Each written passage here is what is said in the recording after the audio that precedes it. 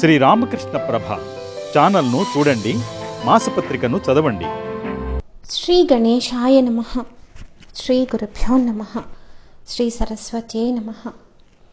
మహానుభావులు పూజ్య గురుదేవులు రామకృష్ణ పరమహంసల వారికి, గురుపత్ని మాతృమూర్తి శ్రీ శారదామాతకు, అలాగే వివేకానందుల వారికి మనసా వాచా కర్మణ నమస్సులు అర్పిస్తూ, నవ్విన నాపచేనే పండద నలుగురు మెచ్చు రోజు ఉండదా అంటూ ఒక సినీ కవి ఒక పాటలో చెప్పారు. ఆ నలుగురు మెచ్చుకునే వాళ్ళు నలుగురు ఎవరైతే ఉన్నారో వారు కనుక నా గురుదేవులు సాక్షాత్తు సీతారామ లక్ష్మణులైతే ఇక ఆ అదృష్టానికి, నా ఆనందానికి అంతు ఉంటుందా? అలాంటి భావనను పరమాద్భుతంగా మానసికంగా దర్శనం చేసి డాక్టర్ వెన్నేటి సూర్యనారాయణ గారు రచించిన కథను ఈరోజు వినిపించే ప్రయత్నం చేస్తున్నాను. బ్రహ్మచారి వెళ్ళి పూలు సేకరించిరా నాయనా. గురువుగారి మాట వినపడింది. ఉన్న పళాన పరుగు తీశాను, మధ్యలో కపర్దిని తీసుకువెళ్ళవచ్చు కదా అని. మమ్మల్ని ఇద్దరినీ చూసి అందరూ నవ్వుతారు, ఎందుకంటే నా పేరు వ్యుక్తకేశుడు. నా కేశాలు చాలా దట్టంగా పొడుగ్గా ఉంటాయి. కపర్దిది పూర్తి బోడితల. గురువుగారు నేను ఇంకా చిన్నపిల్లవాడినే అనుకుంటారు పాపం. నాకు 9వ ఏడు వచ్చేస్తోందని, పెద్దవాణ్ణైపోయానని అంటే నవ్వేస్తారు. ఆ విషయం కపర్ది కూడా ఒప్పుకున్నాడు. పెద్ద గంప తీసుకొని బయలుదేరాం. ఇన్ని పూలు కావాలన్నారంటే వచ్చే ఆయన ఎంత గొప్పవాడో కదా అనిపించింది మాకు. పూల చెట్ల దగ్గరకు వెళ్ళాక నాకు గుర్తు చేశాడు నామం చెప్తూ సేకరించాలని. రామనామం చెప్పుకుంటూ కదిలాం. ఆ తరువాత మాకు ఒళ్ళు తెలియలేదు. చెట్టు, కొమ్మ, రెమ్మ, పువ్వు, పూత, ముళ్ళు, రాయి, రప్ప అన్నీ పులకించిపోతున్నాయి. కొమ్మలు, రెమ్మలు, పూల గుచ్చాలను దగ్గరగా తెచ్చి తీసుకోమని బ్రతిమలాడుతున్నాయి. గాలి శాఖామూలాలలో నుండి దూరి వస్తూ రామనామం పలుకుతోంది. ముందుకు చూడు, ఎంత ఆశ్చర్యం! పులి, లేడి హాస్యమాడుకుంటూ వస్తున్నాయి. అది సరే, బిల్వదళాలు ముళ్ళుగుచ్చుకుంటాయే ఎలా అనుకుంటూ ఉంటే మారేడు కొమ్మ క్రిందకు వాలి ముళ్లతోనే పలకరించింది. అరే, ముళ్ళు ఇంత కోమలంగా, పూల కన్నా సున్నితంగా ఉన్నాయే, ఎవరి కోసం ఇంత మార్పు? అంతలో ఆశ్రమం ముందు కోలాహలం. ఆకాశంలో వెలుగుపుంజం క్రమేపీ పెద్దదవుతోంది. అది ఒక దివ్య రథం. అందులో నుంచి ఓ తేజోరూపుడు దిగి గురువుగారితో మాట్లాడుతూ ఆయనని ఊర్ధ్వలోకాలకు ఆహ్వానిస్తున్నట్టు అనిపించింది. గురువుగారు సున్నితంగా తిరస్కరించి ఎవరో విశిష్ట అతిథి కోసం చూస్తున్నట్లు చెప్తున్నారనిపించింది. రథం మాయమైంది. ముఖ్య ప్రవేశ ద్వారం దగ్గర ప్రకృతి చేస్తున్న హడావిడి కనిపించింది. గురువుగారు అటే కదిలారు. మేము పరుగు తీసాం. మనస్సు ఉద్విగ్నతతో నిండిపోతోంది. నల్ల మబ్బు, మెరుపుతీగ కలిసి కదలి నడిచి వస్తున్నాయి. వెనుక బంగారు రంగులో సూర్యుడు తొంగి చూస్తున్నట్టు ఇంకో వీరుడు వస్తున్నాడు. గారవించి తప్పి తీర్చే కాలమేఘమా? ఎవరు వీరు? కళ్ళు తిప్పుకోలేకపోతున్నాం. ఇంకా ఇంకా చూడాలనిపించే సౌందర్యం. లోపలికి వచ్చి శరభంగ మునీశ్వరులకు దశరథాత్మజుడైన రాముడు సీతాలక్ష్మణ సహితంగా నమస్కరిస్తున్నాడు అన్నాడాయన. మా పక్కనే ఉన్న గురువుగారు హర్షాతిరేకంతో మాటలు రాక వారిని ఆప్యాయంగా లోపలికి తీసుకుని వెళ్తున్నారు. సీతారామయ్య అడుగు వేస్తుంటే భూమాత సమతులంగా అయిపోయి సాష్టాంగపడుతోంది. అక్కడే ఒక ఆసనంపై అమ్మని అయ్యని కూర్చోబెట్టాం.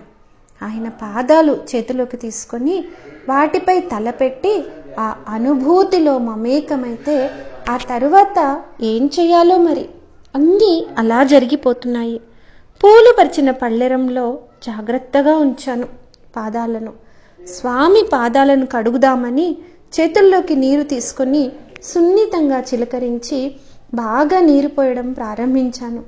నా కళ్ళు నాకింత శత్రువులని ఇప్పుడే తెలిసింది. కాకపోతే మరేమిటి, ఆ రూపం అస్పష్టం చేయడానికి కన్నీళ్లు ఇప్పుడే రావాలా? ఎక్కడ కడిగానో ఎక్కడ కడగలేదో తెలియడం లేదు. తుడుద్దామని అనుకునేంతలో ఉత్తరీయం తనే ఎగిరి చేతిలో పడి తొందరపడసాగింది. ఏమిట్రా నీ తొందర అంటే, నాది అదే బాధ, కన్నీళ్లు కష్టపడి ఆపుకుంటున్నా, మళ్ళీ తడిగా ఉన్నానని పక్కన పడేస్తే అంది. పూలు జల్లుదామంటే అవన్నీ దండలైపోయాయి కట్టకుండానే. అందరికీ కంగారే, పాదాలకు చెరువ కామేమో అని. పాదాలు పొడిగా తుడవడమైన తర్వాత ఏనుగుల ఘీంకారంతో అమ్మ మీద అయ్య మీద నీళ్ల జల్లుతో అభిషేకం చేస్తున్నాయి. గంధ జలాలు పన్నీరు అన్నీ కురుస్తున్నాయి. ఎవరికి వారే స్వామివారి సొంతం కదూ. గురువుగారు హెచ్చరించకపోతే ఇంకా ఎంతసేపో కానీ అమ్మని కొంతమంది ఆశ్రమ స్త్రీలతో పంపి అయ్యని మేము తీసుకొని లోపలికి వెళ్ళి కొత్త బట్టలు కట్టించి కుచ్చిళ్ళు పెట్టుకునేటప్పుడు సాయపడి మళ్ళీ తీసుకువచ్చి పాదాలకు గంధం రాసి పారాణి పెట్టి పూలమాలలు వారికిచ్చి ఒకరికి ఒకరిని వేసుకోమన్నాం. కళ్యాణం చూడలేదన్న బెంగ ఇప్పుడు లేదు. గురువుగారు నా భుజం తట్టి కన్నీరు తుడిచి, నాన్న, రామయ్యకు సుతీక్ష్ణుడి ఆశ్రమం చూపించగలవా?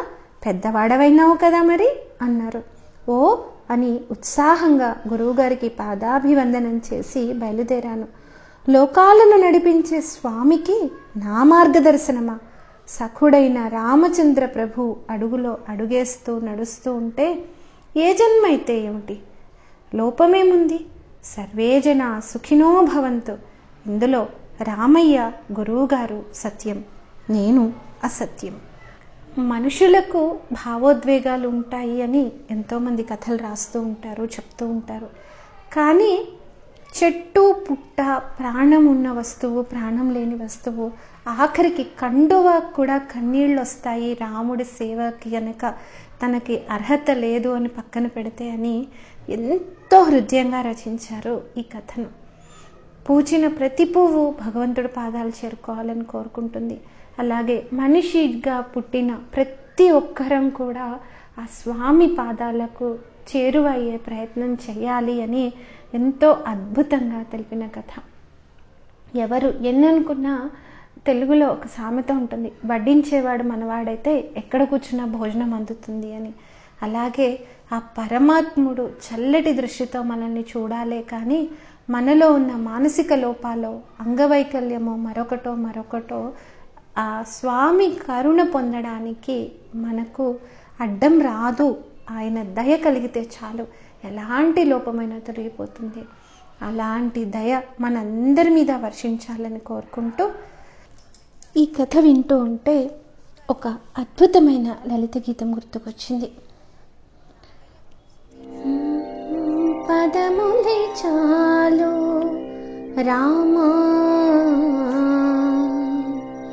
పదములే చాలు రామా,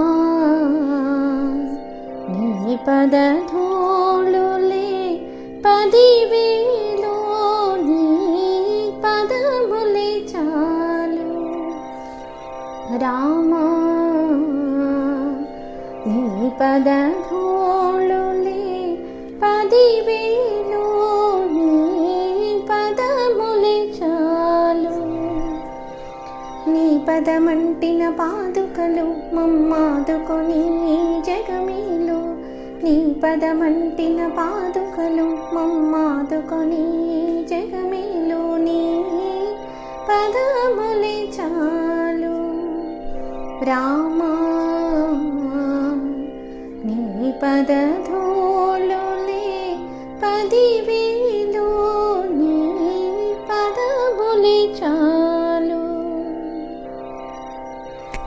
నీ దయ గౌతమి గంగా రామయ్య, నీ దాసులు మునుగంగా, నీ దయ గౌతమి గంగా రామయ్య, నీ దాసులు మునుగంగా. నా బ్రతుకొక నావా, దానిని నడిపే తండ్రివి నీవా, నా బ్రతుకొక నావా, దానిని నడిపే తండ్రివి నీవా, నీ పదములే చాలు రామా, నీ పదధూళులే 10,000, పదములే చాలు. కోవెలలోనికి